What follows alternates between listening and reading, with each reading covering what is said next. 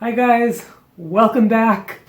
So many of you know that I build robots that play music, and recently I've been interested in musical robot swarms. And so in robotics, a swarm is the idea that if you want to do something complex, sometimes it makes sense to use a whole bunch of simple robots. And even though each robot by itself might not be capable of doing anything that interesting, if you have a whole bunch of them, maybe together they can do something that is somehow more than the sum of the parts. And in this case, of course, the complex thing that I want my robots to do is to play music. So in order to study this a little bit more, I built these 3 pipe organ robots. And they're simple in the sense that each robot only has 8 organ pipes, and consequently it can only play 8 different notes. And this means that no individual robot could play very complicated music by itself. But together, there are plenty of notes. So if you have 3 robots working together, or 10 or 100 robots working together, then somehow they should be able to play some interesting music. But the key point that I want to make today is that not any collection of robots necessarily constitutes a swarm. Whether or not a given collection of robots constitutes a swarm depends on how the robots are being used, how they behave, what they're doing. And so today I want to show you several examples from my ongoing research of different ways that I've been using these robots. And in the examples that I'll show you, in each consecutive example, the robots will exhibit increasingly swarm-like behavior. And I hope that this will help illustrate some of the key properties of swarms. So I built this system where the robots are listening to my guitar, and whatever note I play on the guitar, they'll just play exactly the same note as me.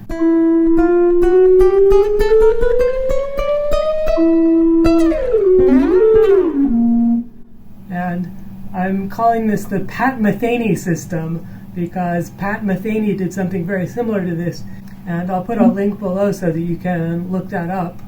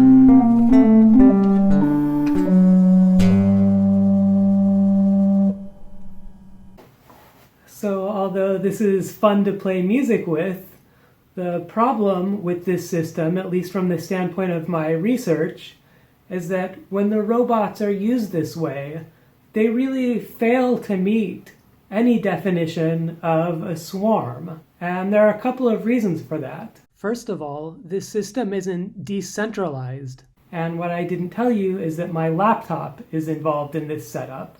And it's really my laptop that's listening to the guitar.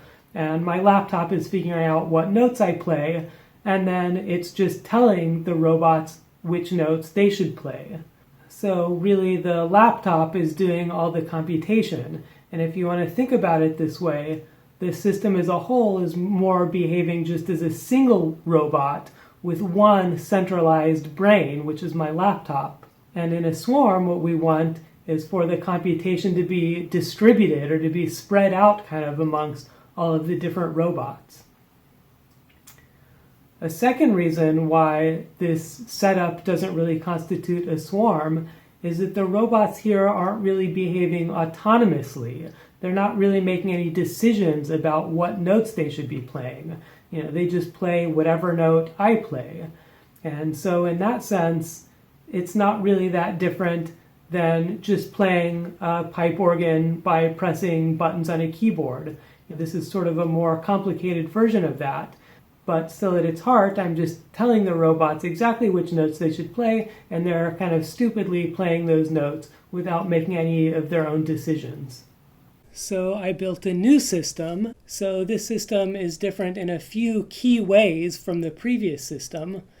First of all, in this system, each of the organ pipe robots is listening through its own microphone. And each robot has its own built-in computer that these microphones are plugged into, and that allows the computation to be fully decentralized. So this time there's no central computer that's telling all of the robots what they should be playing.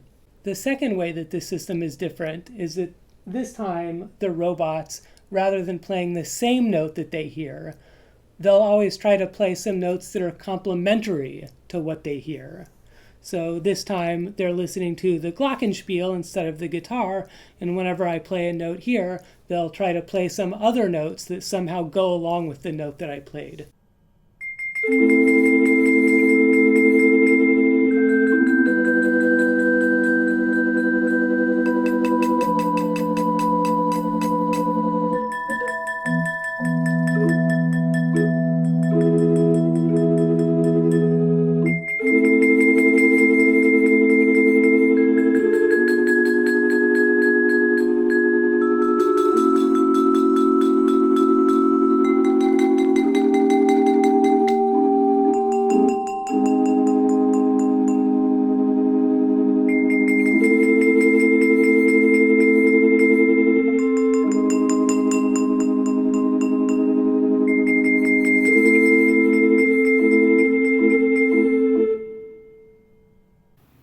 So this system is much more swarm-like because now each robot is acting independently of the other robots, and each robot is using just whatever notes that it has to try to fill up the musical space of each chord. However, the one issue with this system is that it's deterministic. So in this case, I've sort of pre-composed which chords go with which note. And so it's kind of predetermined what chord will sound based on which tine of the glockenspiel I strike. And ideally, we'd like the robots to play unexpected things, or to sometimes play different chords for a given note, depending on the context of the music. So I built a third system, and in this one, the robots actually try to play counterpoint that goes along with what I'm playing.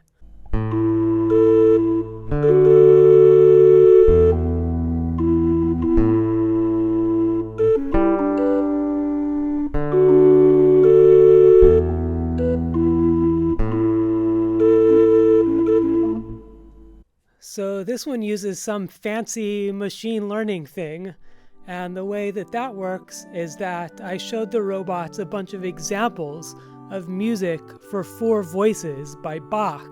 So I let the robots listen to just 2 or 3 voices at a time, and then made them guess what they think what one of the other remaining voices should be. So you kind of have audio of a couple of voices going in, one small window at a time, and then coming out, you have a numerical representation of what the robot thinks the correct accompanying melody note should be for each window.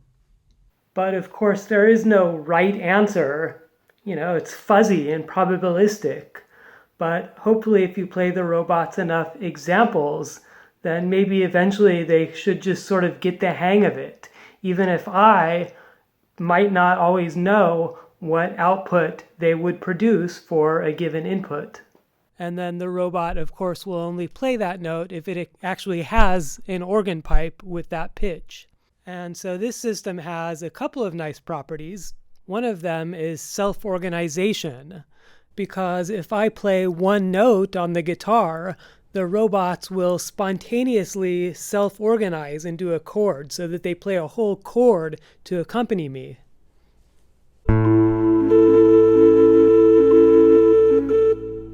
So here's how that works. Suppose that I play an A on the guitar, because each robot is independently running the same algorithm, they probably all think that E is a good note to accompany that A. However, only one of the robots actually has that E, and so that robot will play it. So now the second and third robots can hear my A and the first robot's E, and maybe they both think that another A would be a good accompanying note. But again, only one of them has that A, so that robot plays it. Now, interestingly, the first robot can't hear itself all that well because it's trying to filter out its own sound, and I made a separate video about that. But that means that the first robot now hears my A and the second robot's A, and hopefully it continues then to think that E is a good note for it to play. And then the third robot can hear my A and the first robot's E and the second robot's A, and then maybe it thinks that C sharp is a good note for it to play.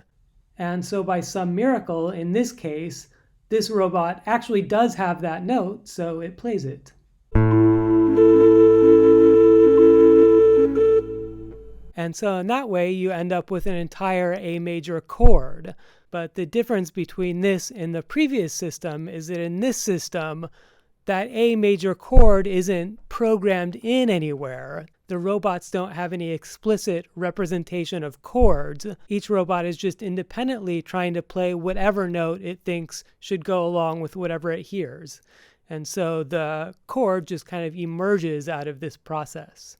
Okay, another nice property that this system has is adaptability. So in contrast to the previous system that I showed you, when I play an A on the guitar, the robots might actually play a different chord depending on the context of the music or just depending maybe on some random fluctuations in the algorithm.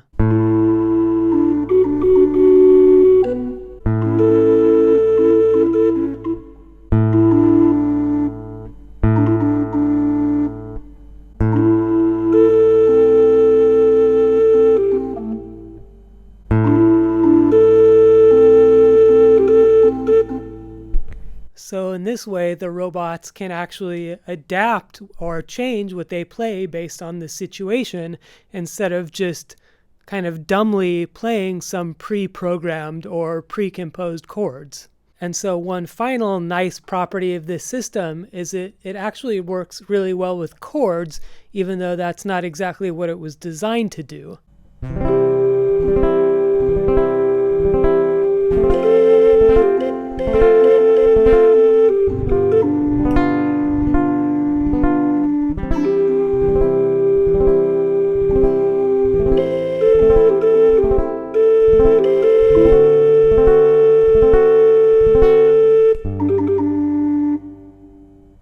And this is nice because using an algorithm to detect each of the individual notes that I'm playing is actually really difficult, but doing it this way turns out to be actually really easy. I play a chord and the robots play some nice accompaniment. So as you can see, this system is a lot more swarm-like than either of the two previous systems that I showed you. In this system, the robots really are behaving autonomously. Each one is doing its own independent thing, yet the robots are also working together and trying to kind of negotiate with each other about how they should fill up the musical space based on the capabilities of each individual robot. And they're doing that kind of on the fly in real time. And if we wanted more robots in this swarm, we could just add more robots to the swarm with the same algorithm, and they would spontaneously just start figuring out how they can contribute to the overall music. And so maybe there are even a few other properties of swarms that this system doesn't have.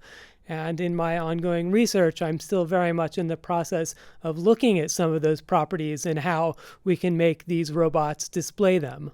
But so anyway, I hope that this has helped to illustrate the difference between a swarm of musical robots as opposed to just kind of a collection of musical robots.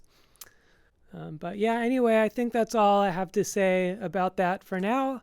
So thank you so much for watching. And as always, I will see you next time. Bye!